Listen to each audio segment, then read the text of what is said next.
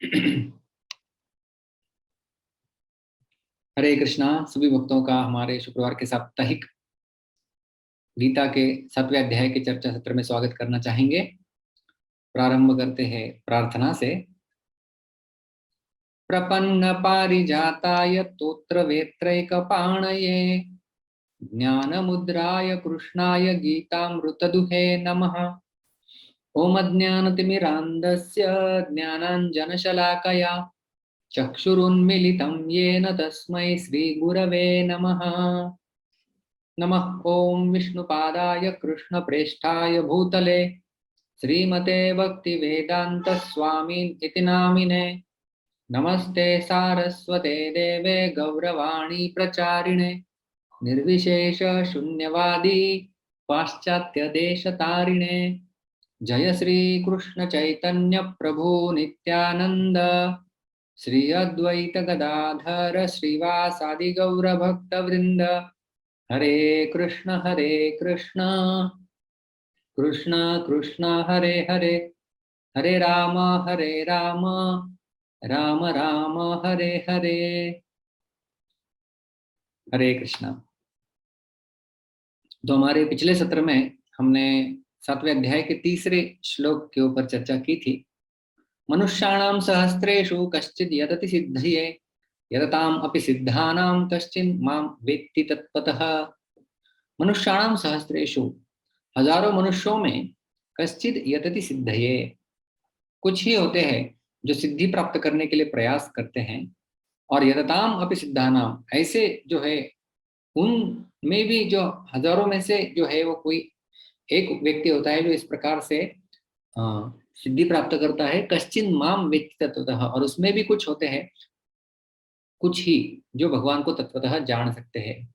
तो हमने एक सर्कुलर डायग्राम के हिसाब से इस श्लोक को समझा था कि सर्वप्रथम हमने देखा था कि असंख्य जीव है, और कितने जीव है तो 84 लक्ष योनियां हैं। हमने ये पद्म पुराण का श्लोक भी देखा था। जलजानव लक्षाणि स्थावरा लक्ष विंशति ही कृमयो रुद्र संख्या का पक्षिणाम दशलक्षकम त्रिंशल लक्षाणि पशवश्चतुर्लक्षाणि मानुषाः।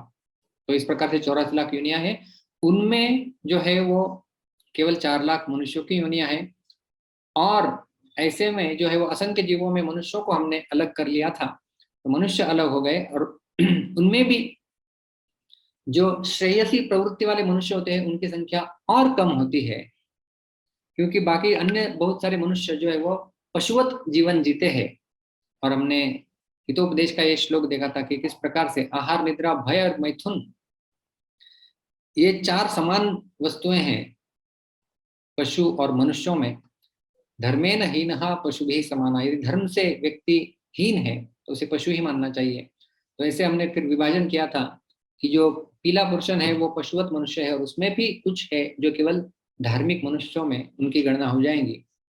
लेकिन ये जो धार्मिक है इसमें से भी बहुत सारे जो होते हैं वो केवल स्वर्ग में जाने की अभिलाषा रखते हैं, लेकिन वहां पर भी बहुत शाश्वत गंतव्य स्थान नहीं है। क्योंकि हमने देखा था कि 9वें अध्याय में गीता के 21वें श्लोक में भगवान बताते हैं कि तेतम भुक्त्वा स्वर्गलोकम विशालम क्षीणे पुण्य मर्त्यलोकम विशन्ति, कि व्यक्ति शाश्वती समाह, कि बहुत लंबे काल तक स्वर्ग में भोगता है, लेकिन उसके पश्चात जब पुण्य क्षीण हो जाएंगे तब उसे पुनः इस मर्त्यलोक में जन्म लेना पड़ेगा। तो इसमें से ऐसे ही कुछ लोग होते हैं। फिर नीलों में हमने और कम कर दिया था कि कश्चित यतित सिद्ध है, वो लाल वाला पोर्शन है सर्कल के बीच में, कि जो वास्तव में सिद्धि प्राप्त करने के लिए प्रयत्न करते हैं। और उसमें भी जो ब्राइट येलो है वो लोग सिद्धि प्राप्त है, मतलब उन्हें आत्म साक्षात्कार या ब्रह्म साक्षात्कार जो है वो हुआ रहता है। लेकिन हमने देखा था कि ब्रह्म साक्षात्कार भी साक्षात्कार का सर्वोच्च स्तर नहीं है। और ये प्रमाण हमने श्रीमद् भागवत का देवताओं की प्रार्थना भगवान कृष्ण को गर्भ में जब वो करते हैं उसका प्रमाण देखा था। यन्यरविंदाक्ष विमुक्त मानिना स्त्वयि असद्भावाद विशुद्ध बुद्धयः आरुह्य कृच्छ्रेण परम पदम ततः पतन्त्यध्वना धृतयुष्मदंग्रयः, कि विमुक्त मानिना, ऐसे कोई लोग होते हैं हे भगवान जो अपने आप को विमुक्त मानते हैं लेकिन अविशुद्ध बुद्धयः, उनकी बुद्धि अभी तक शुद्ध नहीं हुई है, आरुह्य कृच्छ्रेण परम पदम, कि परम पद को वो प्राप्त कर लेते हैं बहुत कठिन प्रयास करने के बाद भी, लेकिन अनादृत युष्मद अंग्रय, आपके चरण कमलों के प्रति आदर और भक्ति उत्पन्न नहीं होने के कारण पतंती अधो, उनका जो है वो पतन हो जाता है। वो सिद्धि भी जो है वो इतनी लाभदायक नहीं होती है। और उन ऐसी सिद्धों में भी जो बीच वाला जो डार्क ब्लू पोर्शन है, वो कश्चिन माम वेत्ति तत्वतः, भगवान कहते हैं कि वो लोग जो है वो मुझे तत्वतः जानते हैं।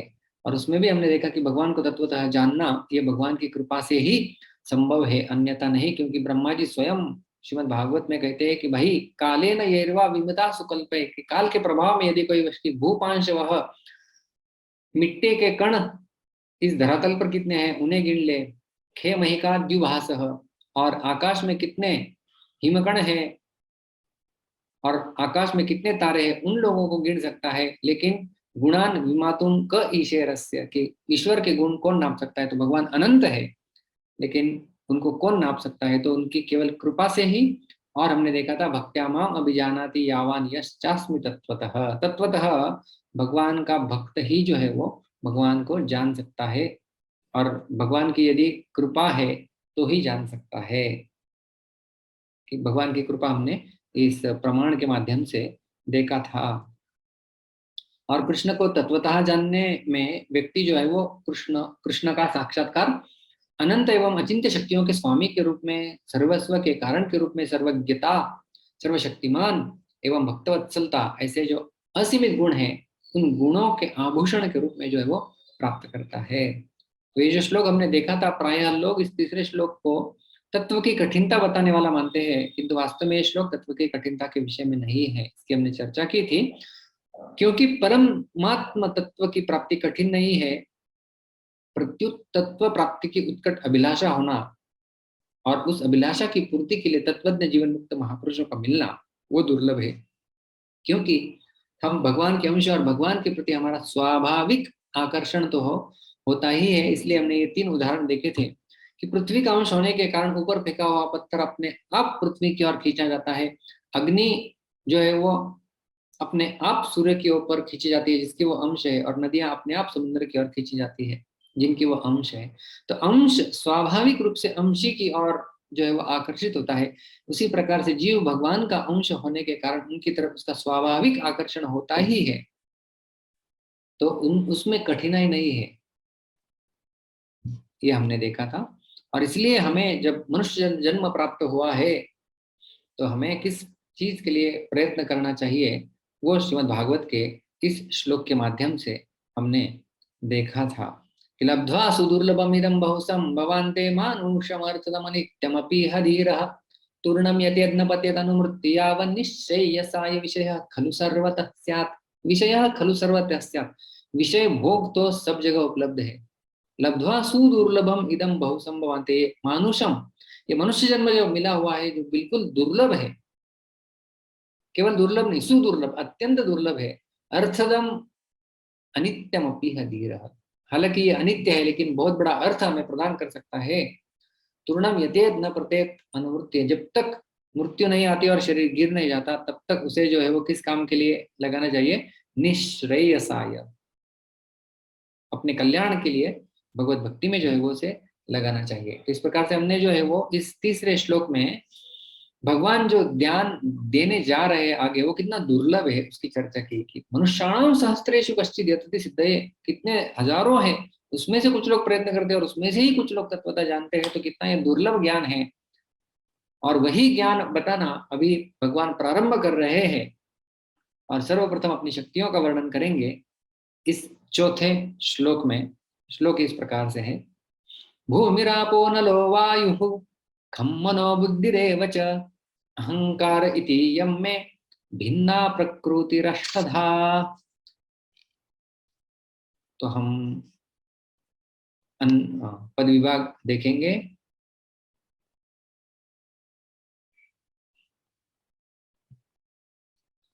पंकज कुमार, मैंने आपको अनम्यूट किया है। हरे कृष्ण प्रभु जी, दंडवत प्रणाम। हरे कृष्णा गौरांगी। तो एक एक शब्द आप सभी लोग मेरे पीछे 2-2 बार हम लोग दोहराएंगे। भूमि ही, भूमि भूमि ही, भूमिः आपः आपः आपः आपः अनलः अनलः अनलः अनलः वायुः वायुः वायुः। वायुः यहाँ पे बहुत सारा संधियुक्त शब्द हो जाता है। विसर्ग का कभी रेप होता है, कभी ओ होता है, कभी लोप होता है, तो संपूर्ण पाद बन जाता है। भूमिरापो नलो वायुः भूमिरापो नलो वायुः खम खम खम खम मनः मनः मनः मनः बुद्धिः बुद्धिः बुद्धिः बुद्धिः एव एव एव। एव यहाँ पर भी संधि बनती है। मनोबुद्धिरेव च मनोबुद्धिरेव च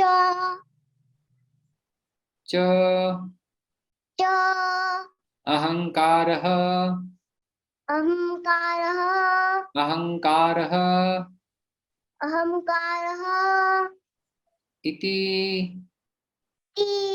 इति इति इयम् इयम् इयम्। इयम् यहाँ पर विसर्ग का लोप हो जाता है, आगे स्वर है इसलिए, और अकह सवर्ण दीर्घ से जो ह्रस्व विलंटी दी गई है ती को, और आगे ई है तो वो दीर्घ परिवर्तित हो जाती है। अहंकार इतियम अहंकारित्यम् में में भिन्ना भिन्ना भिन्ना भिन्ना प्रकृतिः प्रकृतिः प्रकृतिः प्रकृतिः अष्टधा अष्टधा अष्टधा अष्टधा प्रकृतिरष्टधा। प्रकृतिरष्टधा। पूर्ण श्लोक गाएंगे एक एक पाद के साथ। भूमिरापो नलो वायुः भूमिरापो नलो वायुः खं मनो बुद्धिरेव च खम बुद्धिरेव च अहंकार इति यं मे अहंकारित्यं मे भिन्ना प्रकृतिरष्टधा। भिन्ना प्रकृतिरष्टधा। आपने अहंकार बोलो एक बार, अहंकार। अहंकार। हाँ अभी बराबर बोला, पहले गलत बोला था। धन्यवाद। हरे कृष्णा। दिव्य कृष्ण प्रभु आपको अनम्यूट किया है मैंने। हाँ, हरे कृष्ण प्रभु जी, दंडवत प्रणाम। हरे कृष्ण। भूमिरापो नलो वायुः भूमिरापो नलो वायुः खं मनो बुद्धिरेव च खं मनो बुद्धिरेव च अहंकार इति यं मे अहंकार इति यं मे भिन्ना प्रकृतिरष्टधा। भिन्ना प्रकृतिरष्टधा। उत्तम। थैंक यू प्रभु जी, दंडवत प्रणाम। शशि जी मैंने आपको अनम्यूट किया है आप? शशि? ओके, हाँ जी सज्जन सर। हाँ आवाज सुनी? जी जी जी। हाँ जी। भूमिरापो नलो वायुः दिखाई नहीं दे रहा, एक मिनट जरा, क्या फिर से बोलो, दिखाई नहीं दे रहा सर जी मुझे, शॉर्ट है। आपके पास गीता है? पढ़े नहीं जा रहे। हाँ, गीता में 7वें अध्याय का 4था श्लोक है। गीता खोल लूं क्या? टाइम लगेगा मुझे। ठीक है, आप गीता खोलिए तब तक। विश्वजीत मैंने आपको अनम्यूट किया है। हरे कृष्णा प्रभु जी। हरे कृष्णा, बोल सकते हैं आप? Yes yes. भूमिरापो नलो वायुः भूमिरापो नलो वायुः खं मनो बुद्धिरेव च खं मनो बुद्धिरेव च अहंकार इति यं मे अहंकार इति यं मे भिन्ना प्रकृतिरष्टधा। भिन्ना प्रकृतिरष्टधा। उत्तम। हरे कृष्ण। हरे कृष्ण। तो आगे बढ़ते हैं। अभी हम श्लोक का अन्वय देखते हैं कि भगवान क्या बोल रहे हैं। आसान है श्लोक। जो भगवान बता रहे हैं, भूमि ही आपः अनलः वायुः खं मनः बुद्धिरेव च अहंकार इति इयम। इति इयम मतलब ये सारे जो मैंने गणना की है, मैं मेरे अष्टधा 8 प्रकार के भिन्न विभिन्न प्रकृतियां हैं। भगवान कहते हैं कि ये जो 8 है, अष्टधा 8 प्रकार के, ये मेरे भिन्न भिन्न अलग विलग मेरी ये प्रकृतियां हैं।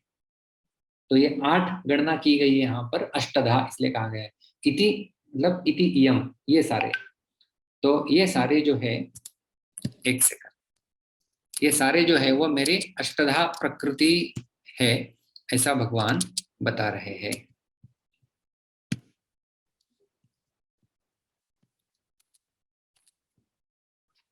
तो एक एक करके हम आगे बढ़ेंगे। सर्वप्रथम हम देखते हैं कि भगवान जो बोल रहे हैं कि मैं अष्टधा भिन्ना प्रकृति ही, मैं अष्टधा भिन्ना प्रकृति ही, इसका अर्थ है कि ये 8 प्रकार के भेदों वाली मेरी प्रकृति है, ऐसा भगवान बताते हैं कि ये मेरी प्रकृति है। कितने प्रकार के भेदों वाली? 8 प्रकार के भेदों वाली ये मेरी प्रकृति है। तो यहाँ पर भिन्ना क्यों कहा गया है? तो बताते हैं, कृष्ण ने इस भौतिक प्रकृति को अपने प्रत्यक्ष नियंत्रण से अलग और स्वतंत्र रूप से कार्य करने का अधिकार दे दिया है, इसलिए इसे भिन्ना कहा जाता है। कि भगवान का हस्तक्षेप प्रत्यक्ष उसकी आवश्यकता नहीं है, फिर भी ये प्रकृति कार्य करती रहती है, इसलिए उसे भिन्ना कहा गया है, अलग प्रकृति। और ये जो 8 हम लोग चर्चा करने जा रहे हैं, 8 घटक, तो इनके भी 2 विभाजन होते हैं। सर्वप्रथम ये पहले 5 घटक, भूमि आपो नलो वायु खम, और दूसरे 3 घटक, मनः बुद्धि एवच अहंकार इति यम में। तो जो पहले 5 है, ये स्थूल पदार्थ है, जिन्हें पंच महाभूत नाम से भी हम जानते हैं, और इनका प्रत्यक्ष अनुभव हो सकता है, वी कैन परसीव देम। और उसके बाद आगे है वो सूक्ष्म पदार्थ है, सटल। तो first 5 are gross, next 3 are subtle. पहले 5 स्थूल पदार्थ है, अगले 3 सूक्ष्म पदार्थ है, जिनको हम लोग देख नहीं सकते, अनुभव करना भी मुश्किल होता है। तो ये 2 विभागों में इनका बंटवारा होता है। ये 8 मिला के भगवान की ये भिन्ना प्रकृति है। तो एक एक करके हम लोग देखते हैं इनके अर्थ क्या है और ये क्या क्या क्या इनके लक्षण होते हैं। तो सर्वप्रथम है भूमि ही। भूमि का अर्थ होता है पृथ्वी। पृथ्वी ये तत्व है। तो इस तत्व के बारे में भगवान बता रहे हैं कि पृथ्वी तत्व, ये 5 तत्व है जिन्हें हम लोग अर्थ, वाटर, फायर, एयर, ईथर, इन अंग्रेजी नामों से भी जानते हैं। तो ये है अर्थ, पृथ्वी तत्व, भूमि। श्रीमद् भागवत के 3 स्कंद में संपूर्ण सृष्टि की उत्पत्ति कैसे हुई, इसका वर्णन जब भी हो रहा है, कपिल मुनि जो स्वयं भगवान है, वो अपनी माँ देवहूति को वर्णन कर रहे हैं कि किस प्रकार से संपूर्ण सृष्टि की उत्पत्ति हुई, और उसमें फिर जो पंच महाभूत, उनकी भी उत्पत्ति वहां पर कैसे होती है। तो उसमें हम जो 5 पंच महाभूत देखने जा रहे हैं, उनकी उत्पत्ति और उनके लक्षण क्या है, वो श्रीमद् भागवत के उस विभाग से हम देखने जा रहे हैं। तो भूमि, पृथ्वी, इसके लिए श्रीमद् भागवत के 3 स्कंद के 26वें अध्याय में इसका वर्णन आता है। भावनम ब्रह्मण स्थानम धारणम सद्विशेषणम सर्वसत्व गुणोद्भेद पृथ्वी वृत्ति लक्षणम। कि परब्रह्म के स्वरूपों को आकार प्रदान करके, परब्रह्म के स्वरूप के आकार का अर्थ है कि भगवान के अलग अलग विग्रह बनाए जाते हैं, फिर वो मिट्टी के हैं, धातु के हैं, वो सब जो है वो पृथ्वी ही घटक है उनमें, उनको आकार प्रदान करके आवास स्थान बनाकर हम जो रहते हैं भवनों में, वो भी जो है वो आवास स्थान है, वो भी पृथ्वी तत्व के बने हुए हैं।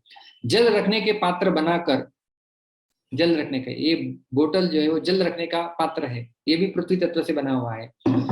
जल रखने के पात्र बनाकर पृथ्वी के कार्यों के लक्षणों को देखा जा सकता है। दूसरे शब्दों में पृथ्वी समस्त तत्वों का आश्रय स्थल है। सारे तत्वों का आश्रय स्थल जो है वो पृथ्वी बताई गई है, ये है पृथ्वी तत्व।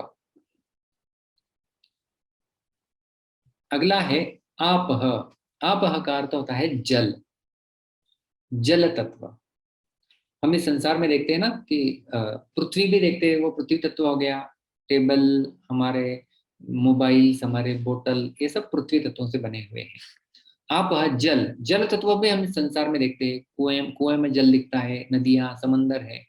तो ये जो जल तत्व है, हमें प्यास लगती है तो हम लोग जल ग्रहण करते हैं। तो आप जल के बारे में श्रीमद् भागवत में उसी अध्याय में वर्णन किया गया है। क्लेदनम पिंडनम तृप्ति प्राणनाप्याय नोंदनम तापापनोदो भूयस्त्वम अंबसो वृत्तयस्त्विमाः। जल की विशेषताएं उसके द्वारा अन्य पदार्थों को गीला कर देता है। विभिन्न मिश्रणों के पिंड बनाने, तृप्ति लाने, जीवन पालन करने, वस्तुओं को मुलायम बनाने, गर्मी भगाने, जलागारों की निरंतर पूर्ति करते रहने तथा प्यास बुझाकर तरोताजा बनाने में है। तो जब भी हमें प्यास लगती है, हम जल ग्रहण करते हैं तो हमें तरोताजा महसूस होता है, वो उसका लक्षण है। तो इस प्रकार से संपूर्ण जल तत्व का वर्णन यहाँ पर जो है वो किया गया है। अगला तीसरा हम देखते हैं अनलह। अनलह का अर्थ होता है अग्नि। अग्नि तीसरा तत्व। तो हम लोग इस संसार में भी अग्नि देखते हैं। जैसे सूर्य की दाहकता शक्ति, वो भी अग्नि या तेज का प्रतीक है। फिर हम लोग कभी कुछ जलाते हैं तो वो भी अग्नि है। उसी श्रीमद् भागवत के अध्याय में तीसरे स्कंद के 26वें अग्नि के बारे में उनके लक्षण बनाए गए हैं। द्योतनम पचनम पानम अदनम हीममर्दनम तेजसो वृत्तय श्वेताः शोषणम शुत्रुडेव च। कि अग्नि अपने प्रकाश के कारण पकाने, पचाने, शीत नष्ट करने, बाप बनाने की क्षमता के कारण एवं भूख प्यास खाने तथा पीने की इच्छा उत्पन्न करने के कारण अनुभव की जाती है। तो अग्नि का अनुभव इन प्रकारों से जो है वो हो सकता है। पकाने के कारण, जैसे हम लोग कुछ पकाते हैं भोजन, तो अग्नि के ऊपर हम लोग भोजन पकाते हैं, फिर वो चूल्हा हो या फिर वो गैस, इस प्रकार से पचाने, पाचन करने के लिए भी हमारे पेट के अंदर जठराग्नि होती है, वो जठराग्नि। शीत नष्ट करने, शीत जैसे आपने देखा होगा कि जब भी बहुत सर्दी का समय होता है तब कुछ लोग इस प्रकार से अग्नि प्रज्वलित करते हैं और अपने हाथों को सेकते हैं, तो शीत नष्ट करने में। भाप बनाने की क्षमता, अग्नि के कारण जल यदि उबाला जाए तो उसमें से जो भाप आती है, तो ये अग्नि के इतने सारे जो है वो गुण बताए गए हैं। तो ये हो गया अग्नि। चौथा घटक है वायु। स्पष्ट है, इसका अर्थ है वायु। और वायु तो हम लोग देखते हैं इस संसार में पवन चलती रहती है, तो वो है वायु। और उसके बारे में श्रीमद् भागवत के उसी तीसरे स्कंद के 26वें अध्याय में वर्णन आता है। चालनम व्यूहनम प्राप्तिर नेतृत्वम द्रव्य शब्दयोः सर्वेन्द्रियाणामात्मतत्वम वायुः कर्माभिलक्षणम। गतियों, मिश्रण, शब्द को पदार्थों तथा अन्य इंद्रिय बोधों तक पहुंचाने एवं अन्य समस्त इंद्रियों के समुचित कार्य करते रहने के लिए सुविधाएं प्रदान कराने में वायु की क्रिया लक्षित होती है। तो मतलब हमें चलने के लिए, बोलने के लिए, इन सारे कार्यों में जो है वो वायु का प्रयोग करना होता है। इसलिए हमारे शरीर में वास्तव में देखा जाए तो 10 प्रकार के प्राण बताए जाते हैं, प्राण वायु जिसे हम लोग कहते हैं। उसी प्रकार से 10 प्रकार के प्राण होते हैं, प्राण, अपान, व्यान, उदान, समान, ये, और फिर उप उसके अलग 5 प्रकार भी है। तो इस प्रकार से वायु के लक्षण बताए गए हैं। और अगला है खम। खम का अर्थ होता है आकाश, और इसके बारे में श्रीमद् भागवत में बताया गया है कि भूतानां छिद्रदातृत्वं बहिरंतरमेव च प्राणेन्द्रियात्मधिष्ण्यत्वं नभसो वृत्तिलक्षणम्। समस्त जीवों को उनके बाह्य तथा आंतरिक अस्तित्व के लिए अवकाश या स्थान प्रदान करना, जैसे कि प्राणवायु, इंद्रिय एवं मन का कार्य क्षेत्र, ये आकाश तत्व के कार्य तथा लक्षण है, ये आकाश के लक्षण है, ये आकाश के कार्य है। अस्तित्व के लिए स्थान प्रदान करना, अभी जैसे मैं यहाँ पे बैठा हूं तो मैंने कुछ जगह व्याप्त की है, तो वो खम, वो है आकाश या अवकाश जिसे हम लोग कह सकते हैं। तो स्थान प्रदान करना, ये अवकाश का जो है वो कार्य है, ये है खम। तो ये हमने अभी तक देखा कि ये पंच महाभूत, उनके लक्षण, उनकी वृत्तियां, और ये पंच महाभूत, इनसे हमारा शरीर भी बना हुआ है। ये पंच महाभूत मिलकर शरीर में 3 मुख्य घटक के रूप में हमारे रहते हैं, जिसे हम लोग वात, पित्त और कफ के रूप में जानते हैं।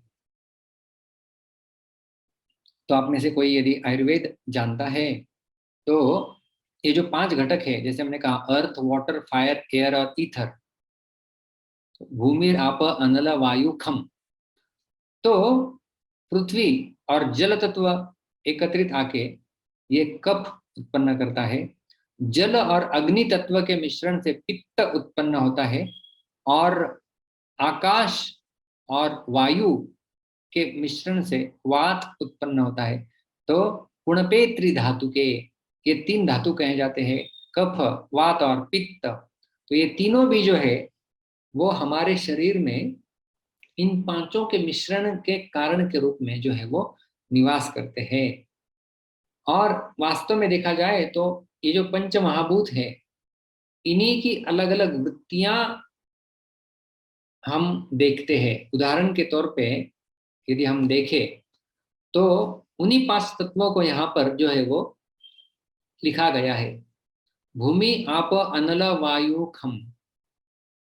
वैसे देखे आप देखेंगे तो एक एक सूक्ष्मता की ओर जा रहे हैं। खम मनो बुद्धि रेवच, शुरुआत से लेकर अंतम तक इनका सूक्ष्मता का स्तर में बढ़ोतरी हो रही है, उन्नति हो रही है, विकास हो रहा है। सबसे स्थूल है पृथ्वी, पृथ्वी से थोड़ा सूक्ष्म है जल, जल से सूक्ष्म है अग्नि, अग्नि से सूक्ष्म है वायु, और वायु से भी सूक्ष्म होता है आकाश। और इन्हीं पंच महाभूतों के संबंध में 5 तन्मात्राएं होती है। आकाश की तन्मात्रा है शब्द, वायु है स्पर्श, अग्नि रूप, जल रस और पृथ्वी गंध। ऐसे हम लोग जो 5 तन्मात्राएं कहते हैं ना, शब्द, स्पर्श, रूप, रस, गंध। और इन तन्मात्राओं का आस्वादन करने के लिए हमें 5 ज्ञानेंद्रियां होती है, जो कि इन्हीं तत्वों के प्रतीक मानी जाती है। तो शब्द को सुनना होता है, सुनने के लिए कान, स्पर्श के लिए त्वचा, रूप के लिए नेत्र, रस के लिए रसना यानी जिह्वा, और गंध के लिए घ्राण यानी हमारा नासिका।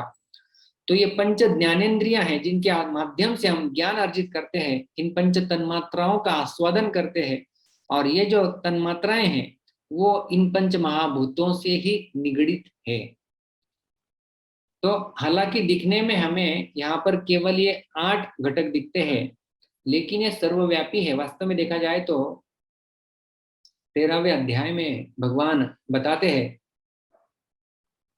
कि ये संपूर्ण सृष्टि 24 तत्वों से बनी हुई है। यहाँ पर तो भगवान केवल 8 की गणना कर रहे हैं, लेकिन वास्तव में ये जो 24 तत्व है वो इन 8 तत्वों में सम्मिलित है। इसलिए यहाँ पर 8 ही तत्वों के बारे में भगवान बता रहे हैं। जैसे 5 महाभूत आ गए तो ये 5 तन्मात्राएं भी आ गई, 5 ज्ञानेंद्रियां भी उनके अंदर आ गई, तो इसलिए उनको अलग से यहाँ पर नहीं गिनाया गया है। लेकिन जब भगवान क्षेत्र और क्षेत्रज्ञ इनकी चर्चा करेंगे 13वें अध्याय में आगे चल के, उस समय पूरे 24 तत्वों का वर्णन भगवान करते हैं। तो ये हो गए 5 स्थूल। अभी हम 3 सूक्ष्म घटक तत्वों की ओर प्रस्थान करते हैं। उसमें पहला है मन। मन का अर्थ होता है मन, हमारा मन जो सोच सकता है, भावनाओं को अनुभव कर सकता है, इच्छा व्यक्त करता है, ये मन के कार्य है। विचार शक्ति, इच्छा शक्ति और भावना शक्ति। और मन के कार्य क्या है, वही श्रीमद् भागवत के 3 स्कंद के 26वें अध्याय में कपिल मुनि बताते हैं। वैकारिकाद्विकुर्वाणान् मनस्तत्त्वमजायत यत् संकल्प विकल्पाभ्याम वर्तते काम संभवः। सत्व के अहंकार से दूसरा विकार आता है, इससे मन उत्पन्न होता है, जिसके संकल्प तथा विकल्पों से इच्छा का उदय होता है। तो वास्तव में ये थोड़ा टेक्निकल ज्ञान है कि किससे क्या उत्पन्न होता है। तो अहंकार सर्वप्रथम उत्पत्ति होता है महत्त्व से, और उस अहंकार के भी 3 प्रकार होते हैं, सत्व रज तम, और उसके सत्व घटक से मन की उत्पत्ति होती है, वो यहाँ पर बताया गया। और प्रमुख रूप से उसका कार्य होता है संकल्प विकल्प। तो और उससे उसी से जो है वो इच्छाएं उत्पन्न होती है। 7वां घटक भगवान बताते हैं बुद्धि ही, यह है बुद्धि। तो बुद्धि हम जानते हैं, बुद्धि का कार्य क्या होता है, तर्क करना, संश्लेषण करना, विश्लेषण करना। और श्रीमद् भागवत में उसके लक्षणों को बताते हुए कहते हैं, संशयोऽथ विपर्यासो निश्चय स्मृतिरेव च स्वापैत्युच्यते बुद्धेर्लक्षणं वृत्तितः पृथक्। संदेह, विपरीत ज्ञान, सही ज्ञान, स्मृति तथा निद्रा, ये अपने भिन्न भिन्न कार्यों से निश्चित किए जाते हैं, और ये ही बुद्धि के स्पष्ट लक्षण है। ये बुद्धि के स्पष्ट लक्षण है। संदेह करना, संशय होना कि अरे ये तो मुझे समझ में नहीं आया, तो वो कहाँ पर होता है, ये भाव बुद्धि में होता है। सही ज्ञान होना, निश्चय, ये भी बुद्धि का ही भाग है। स्मृति, ये भी बुद्धि का ही लक्षण है। तो इस प्रकार से ये हो गया बुद्धि के बारे में। और आखिरी भगवान बताते हैं अहंकार, वो है अहंकार। तो ये अहंकार भी एक तत्व है, और उसके बारे में, उसके लक्षणों के बारे में भी भगवान बताते हैं। कपिल भगवान, कर्तृत्वं करणत्वं च कार्यत्वं चेति लक्षणं शांत घोर विमूढ़त्वं इति वा स्याद् अहंकृतेः। यह अहंकार कर्ता, करण तथा कार्य के लक्षणों वाला होता है। कर्ता, करण और कार्य के लक्षण होते हैं, और सत्व रज और तम गुणों के द्वारा यह जिस प्रकार प्रभावित होता है, उसी के अनुसार यह शांत, क्रियावान या मंद लक्षण वाला माना जाता है। तो उसके भी प्रकार होते हैं। अहंकार भी सत्व गुण वाला अलग, रज वाला अलग, तम वाला अलग, और उसके फिर उसके विभिन्न लक्षण भी पाए जाते हैं। लेकिन प्रमुख रूप से उसके लक्षण जो होते हैं वो कर्ता, करण और कार्य के रूप में जाने जा सकते हैं। तो ये हो गया अहंकार। तो इस प्रकार से हमने इन 8 तत्वों का विश्लेषण देखा, उनके लक्षण देखे। भूमिरापो नलो वायु खम मनो बुद्धिरेव च अहंकार इति यम में भिन्ना प्रकृतिर अष्टधा। भगवान कहते हैं कि ये अष्टधा, 8 प्रकार की ये मेरी भिन्ना प्रकृति है। यहाँ पर नीले शब्दों में अंकित आप देख रहे होंगे कि व्यष्टि प्रकृति एवं समष्टि प्रकृति क्या है। तो ये जो पंच महाभूत है और उसके साथ साथ ये 3 सूक्ष्म घटक जो है, ये दोनों मिला के जो 8 तत्व बनते हैं, ये हमारे शरीर के अंदर है, या हमारा शरीर इसी से बना हुआ है। ये हो गया व्यष्टि। तो हम है व्यष्टि, और यही तत्व हमें इस सृष्टि में भी दिखाई देते हैं कि नहीं। पृथ्वी तत्व होता है, जैसे मैंने बताया कि कितने सारे पृथ्वी के तत्व होते हैं। पृथ्वी स्वयं, जल तत्व होता है, नदियां हैं, समंदर है, कुएं हैं। अग्नि तत्व होता है, सूर्य का प्रकाश है, अग्नि कहीं जल रही है, वायु बहती रहती है, खम, ये संपूर्ण आकाश भी है। तो ये पंच महाभूत जिस प्रकार से हमारे शरीर भी इन्हीं से बना हुआ है, हमारे शरीर में भी ये पंच महाभूत है, और कप वात पित्त के रूप में रहते हैं, वो हमने देखा। तो हमारा शरीर भी इन पंच महाभूतों से बना हुआ है, और ये पंच महाभूत हमसे बाहर भी पाए जाते हैं, उसी प्रकार से हमारा एक मन, बुद्धि और अहंकार होता है, उसी प्रकार से इस सृष्टि में भी मन, बुद्धि और अहंकार ये तत्व अलग से होता है। तो ये 8 तत्व वास्तव में, ये जो व्यष्टि और समष्टि है ना, ये व्यष्टि प्रकृति जो है वह समष्टि प्रकृति का ही एक अंग है, छोटा। जैसे हमारे शरीर में भी पृथ्वी तत्व होता है, हड्डियां हैं, है कि नहीं, वो पृथ्वी तत्व है। जल तत्व भी है। मॉडर्न आधुनिक विज्ञान के हिसाब से तो हमारा शरीर 70% जल ही से ही बना हुआ है। रस है, रक्त है, जल हम लोग ग्रहण करते हैं। अनल, अग्नि भी है, जठराग्नि के रूप में हमारे शरीर के अंदर अग्नि है। वायु संचारित होती है, उसकी वजह से हमारी उंगलियां कार्य करती है, हम चल पाते हैं, हम बोल सकते हैं, वो केवल वायु का ही प्रभाव है। और खम, हमें हमारे अस्तित्व को एक स्थान चाहिए होता है, तो वो है खम, आकाश। हम सोच सकते हैं, वो है मन। हम तर्क वितर्क कर सकते हैं, वो है बुद्धि। और हमारे अंदर एक कर्तृत्व भाव होता है कि मैं कर रहा हूं, वो है अहंकार। तो इस प्रकार से ये 8 तत्व एक पैकेज में आ गए, उसे कहते हैं छोटा पैकेज, वो है व्यष्टि। और उसी का बड़ा पैकेज होता है, उसे कहते हैं समष्टि। तो जो व्यष्टि है वो समष्टि का छोटा हिस्सा हो गया। इस भौतिक संसार में भी जो पंच महाभूत और बड़े बड़े ये 3 सूक्ष्म घटक है, उनसे ही, उनका ही एक अंश लेके ये हमारा शरीर बनाया गया है इस प्रकार से। तो व्यष्टि जो है वो समष्टि का ही अंग है। और भगवान एक विशेष बात यहाँ पर बता रहे हैं, जो उन्होंने कहा कि मैं अष्टधा भिन्ना प्रकृति, ये मेरी 8 प्रकार की, 8 रूप से भिन्न, 8 विभागों वाली ये मेरी प्रकृति है। तो भगवान सर्वप्रथम कहते हैं कि मैं का अर्थ होता है मेरा, मम, ये मेरी प्रकृति है। प्रकृति किसकी है? भगवान की है। तो ये प्रकृति मेरी है, इसके साथ भूल से अपनापन कर लेना ही बार बार हमारे जन्म मरण का कारण बन जाता है कि वास्तव में ये प्रकृति है किनकी? भगवान की। और जब हम इसे अपनी मान लेते हैं कि ये मेरा है, ये मेरा है, ये मेरा है, ये मेरा है, ये तेरा है, उस प्रकार से फिर हम उसे अपना मान लेते हैं भ्रम के कारण, उसमें आसक्त हो जाते हैं और वो आसक्ति हमारे जन्म मृत्यु का कारण बन जाती है। इसलिए इस प्रकृति को अपना नहीं मानना है, प्रत्युत भगवान का मानना है। और भगवान बोल भी रहे हैं, मैं प्रकृति ही, मेरी प्रकृति। तो ये जो प्रकृति है वो हमारी नहीं है, भले वो हमारा शरीर होगा, लेकिन जिन पंच महाभूतों से, जिन 3 सूक्ष्म घटकों से बना हुआ है, वो घटक तो हमारे नहीं है, तो वो भगवान के ही है। इसलिए इस शरीर के वास्तविक मालिक यदि कोई बन जाते हैं तो वो भगवान ही है। इस प्रकार से आज हमने देखा कि जो ज्ञान की और भगवान ने अर्जुन को आकर्षित कर लिया है, मैं शुणु, पहले श्लोक में भगवान कहते थे, और ये कितना दुर्लभ है, उसकी दुर्लभता बताने के पश्चात भगवान अभी ज्ञान दे रहे हैं, उनकी प्रकृतियों के बारे में बता रहे हैं। तो उनकी मैं भिन्ना प्रकृति अष्टधा, मेरी अष्टधा प्रकृति के ये है, इति इयम्। तो कौन सी है भगवान की भिन्ना प्रकृति? उन्होंने हमें यहाँ पर बताया है।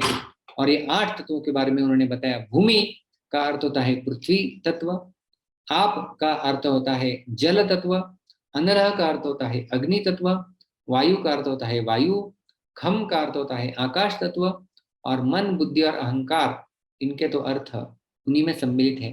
तो इनके लक्षण क्या है वो सब भी हमने देखा श्रीमद् भागवत के 3 स्कंद से, कपिल मुनि के शब्दों के द्वारा, जो कि भगवान के ही एक अवतार हुए। और उसके साथ साथ हमने ये भी देखा कि भगवान कह रहे कि मैं भिन्ना प्रकृति ही, ये मेरी प्रकृति है।